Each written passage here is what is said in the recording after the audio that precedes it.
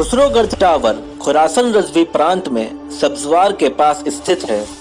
यह मीनार ईरान के सबसे बेहतरीन और सबसे अच्छे संरक्षित सेल्जुक युग की मीनारों में से एक है, जो छोटे से शहर सब्जवार के पश्चिम में एक खुले मैदान में है।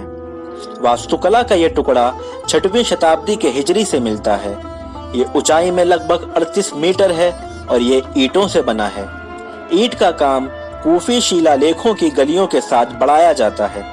यह सब्जवार शहर के पश्चिम में 10 किलोमीटर की दूरी पर स्थित है। इस ऐतिहासिक स्थल को एक ऐतिहासिक स्मारक के रूप में पंजीकृत किया गया है।